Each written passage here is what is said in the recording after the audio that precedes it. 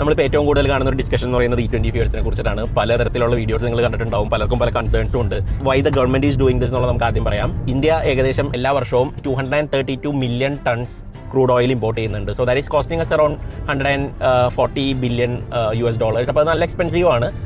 ഈ ഒരു 20% ethanol blend ചെയ്യുമ്പോൾ, എത്തനോൾ ഈസ് ലോക്കലി സോഴ്സ്ഡ്, കാരണം ഇവിടെ ഷുഗർ കെയിൻ ഇൻഡസ്ട്രി എന്നൊക്കെയാണ് ഇത് കൂടുതലും സോഴ്സ് ചെയ്യുക. അപ്പോൾ ആ ഒരു 20% എത്തനോൾ വെച്ച് കഴിഞ്ഞാൽ നമ്മുടെ ഇമ്പോർട്ട്സ് ഏകദേശം ഒരു 80% കുറയ്ക്കാൻ പറ്റും.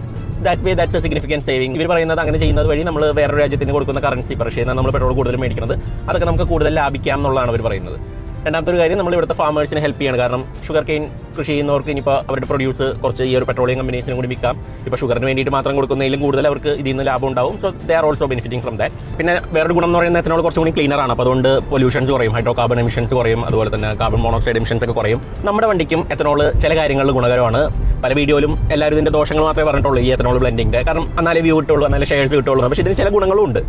One is the octane rating of the fuel. നമുക്ക് റോൺ വാല്യൂ കൂടുതലാണ് എത്തനോളിന്. ഇപ്പോൾ നമ്മൾ ഹയർ കംപ്രഷനൊക്കെ റൺ ചെയ്യുന്നു, ഹയർ സ്റ്റേറ്റ് ഓഫ് ട്യൂണൊക്കെ റൺ ചെയ്യുന്ന വണ്ടികളിലൊക്കെ this will help prevent knocking. കുറച്ച് എഞ്ചിന് പെർഫോമൻസ് ബേസ്ഡ് ആയിട്ടുള്ള ഗുണങ്ങളുണ്ട്. പല ട്യൂണേഴ്സും പറയുന്നത് എത്തനോൾ ആഡ് ചെയ്ത് കഴിഞ്ഞിട്ടുണ്ടെങ്കിൽ നമുക്ക് കുറച്ചും കൂടിയും ഹയർ സ്റ്റേറ്റ് ഓഫ് ട്യൂണിലേക്ക് നമുക്ക് ആ ECUവിനെ പുഷ് ചെയ്യാൻ പറ്റും. റേസിംഗ് ആപ്ലിക്കേഷൻസിലൊക്കെ എത്തനോൾ വളരെ ഫേവറേറ്റ് ഒരു ഇൻഗ്രീഡിയൻ്റ് ആയിരുന്നു. കാരണം നമുക്ക് ഹയർ കംപ്രഷനുള്ള എഞ്ചിൻസ്, കുറേ പെർഫോമൻസ് എഞ്ചിൻസിലൊക്കെ കുറേ കൂടി സ്മൂത്ത് ആയിട്ട് റൺ ചെയ്യും. ഇപ്പോഴത്തെ വണ്ടികളിലൊക്കെ യൂസ് ചെയ്യുന്ന rubber compounds actually silicone rubber അല്ലെങ്കിൽ ബ്യൂട്ടൈൽ റബ്ബർ അല്ലെങ്കിൽ വിറ്റോൺ എന്നൊക്കെ പറഞ്ഞിട്ടുള്ള പുതിയ കോമ്പൗണ്ട്സ് ഒന്നും ഈ പറഞ്ഞ ഇതായിട്ട് യാതൊരു റിയാക്ഷൻ ഇല്ല. So they are more resistant towards ethanol. അപ്പോൾ അങ്ങനത്തെ റബ്ബറിലേക്ക് മാറിയപ്പോൾ ഈ പറഞ്ഞ എത്തനോൾ ബ്ലെൻഡഡ് പെട്രോൾസ് യൂസ് ചെയ്യാവുന്ന വണ്ടികളായിട്ടുണ്ട് കുറേയൊക്കെ. അപ്പോൾ നമുക്ക് ഇനി ഏതൊക്കെ വണ്ടികൾക്കാണ് E20 ഫ്യൂൽ കൊണ്ട് കുഴപ്പമില്ലാത്തത് നമുക്ക് നോക്കാം. All your Skoda, Volkswagen, Audi, ആ ഒരു ഗ്രൂപ്പിൻ്റെ TSI എഞ്ചിനുകൾക്കൊന്നും യാതൊരു കുഴപ്പമില്ല. They are pretty modern engines. എത്തനോളിന് വേണ്ടിയിട്ട് കോമ്പാറ്റബിലിറ്റി ഒക്കെ എൻഷുർ ചെയ്തിട്ടാണ് അത് ഉണ്ടാക്കിയേക്കുന്നത്. So your 1 litre TSI, 1.2 TSI, 1.4 TSI, 1.5 TSI, 1.8 TSI, E8 സീരീസിലുള്ള ആ എഞ്ചിനുകളുടെ modern versions, 2 litre TSI and your 3 litre V6, 2.9 V6 and 4 litre V8 ആ എഞ്ചിനുകൾക്കൊന്നും ഈ പറഞ്ഞ ഫ്യൂൽ കൊണ്ട് യാതൊരു കുഴപ്പമില്ല. അതുപോലെ BMW ഒക്കെ ആണെങ്കിൽ B48 എഞ്ചിൻ, 2 ലിറ്റർ ഇൻലൈൻ 4 ആ ഒരു എഞ്ചിൻ കുഴപ്പമില്ല. അതുപോലെ തന്നെ 3 ലിറ്റർ ഇൻലൈൻ 6, B58ഉം S58ഉം രണ്ട് എഞ്ചിൻസിനും കുഴപ്പമില്ല. മെർസിഡീസിലൊക്കെ ആണെങ്കിൽ മിക്കവാറും എല്ലാ എഞ്ചിനുകളും ഇൻലൈൻ 4ഉം V6ഉം എവറിത്തിങ് ബിൽറ്റ് ആഫ്റ്റർ 2015 വലിയ പ്രശ്നമില്ലാണ്ട് ഓടും. അതുപോലെ നോർമൽ ബ്രാൻഡിലേക്ക് വരികയാണെങ്കിൽ ഇപ്പോൾ ഹ്യുണ്ടായിലൊക്കെ നോക്കുകയാണെങ്കിൽ i20യുടെ engine, i20 can run on E20, ആ ഒരു 1 litre TGDI, i20 Kia Venue Sonet ആ വണ്ടികളിലൊക്കെ ഉള്ള ആ ഒരു എഞ്ചിനാണ്.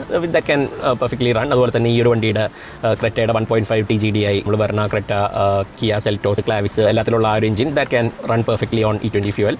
അതുപോലെ ടാറ്റയിൽ നോക്കുകയാണെങ്കിൽ നെക്സോണിലും ഗർവിലുള്ള ടർബോ പെട്രോൾ എഞ്ചിന് വലിയ കുഴപ്പമില്ല. അതുപോലെ തന്നെ പുതിയ ഓൾട്രോസിലുള്ള ആ ഒരു നാച്ചുറൽ ആസ്പിറേറ്റ് എഞ്ചിനും വേറെ പ്രശ്നങ്ങളൊന്നുമില്ല. That can run.